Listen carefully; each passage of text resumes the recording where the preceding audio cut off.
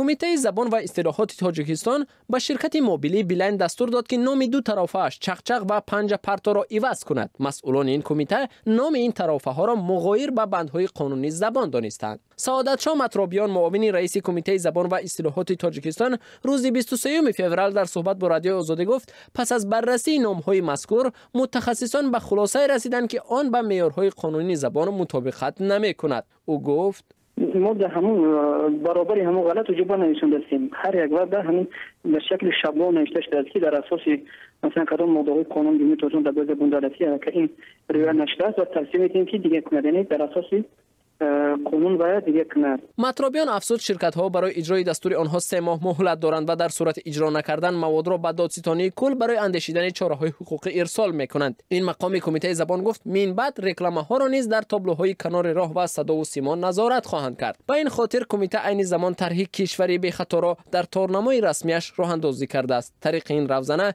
کاربران نام مغازه و عکس و رکلامه و آویزه ها را میفرستند و مسئولان درستی آن را میسنجند. محض با عرض کاربران تورنما کمیته زبان نام چند شرکت، مغازه و قهوه‌خانه را مخالف به معیارهای قانونی زبان اعتراف کرده امر داده است که آن را اصلاح کنند. از جمله کمیته به قهوه‌خانه مزه، مغازه زرمن و شرکت آب زلال دستور داده است که نام‌هایشان را به معیار قانونی زبان مطابق کنند. اما تهیه‌گران و آفرندگان مواد ترغیباتی و رکلاموی در تاجیکستان میگویند با آنکه جانبدار پاکیزگی زبان تاجیکی هستند، طلبات بیش از حد کمیته زبان نباید مانع رشد بازار رکلامه و تخیل و نوگانی در تبلیغات شود.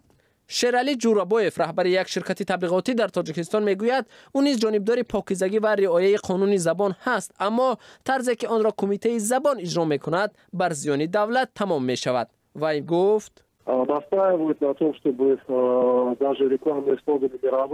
کمیته زبان اصرار می‌ورزد که برند و سلوگان های جهانی نیز به زبان تاجیکی ترجمه شود.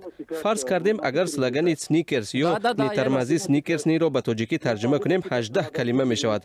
اون نه در تابلو می‌گنجد و نه مضمون اصلش را می‌دهد. این گونه طلب‌ها نه تنها غیر منطقی هستند بلکه بر زیان دولتند، چون که شرکت‌های بزرگ از جایگیر کردن رکلام در تابلوهای تاجیکستان دست می‌کشند.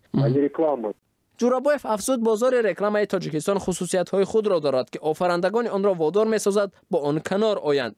او که تجربه 15 ساله تهیه رکلامه‌ها را دارد میگوید گاه هنگام پخش رکلامه‌ها در تلویزیون بحث مرز اخلاق رو می‌زند. او گفت مثلا ما بارها با مسئولان تلویزیون بر سر اندازه یوبکه‌های قهرمانان رولیک تبلیغاتی که باید در تلویزیون دولتی پخش می‌شد بحث داشتیم. البته این خیلی بحث‌ها می‌شود.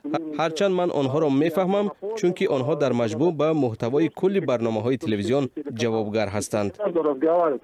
فیروز حکیموف تهیه‌گر دیگری رکلام‌ها میگوید مشکل اصلا نه در آفرندگان آن بلکه در خود زبان است. و افزود تهیه‌گران رکلام پیش از همه در اندیشه مخاطبان هستند و کوشش میکنند آن را طرز تهیه کنند که فهمو باشد. فیروز حکیموف میگوید در چنین شرایط کمیته زبان به جای مبارزه با تهیه‌گران رکلام در فکر به ترتیب آوردن زبان و معین کردن یک معیار معین باید باشد. ضمناً میان کمیته زبان و شرکت‌های مبیلی قبلا هم بر سر کلمه‌های در رکلام استفاده شده بحث سر زده بود. سال 2014 این کمیته از شرکت بیلاین خواسته بود اسم طرفای لوبایجو را عوض کند. بعداً خدمات ضد انحصاری بنابر ارزان بودن نرخ گفتگوها در دایره این طریف از این شرکت تقاضا کرد که آن را کاملا از بین ببرد.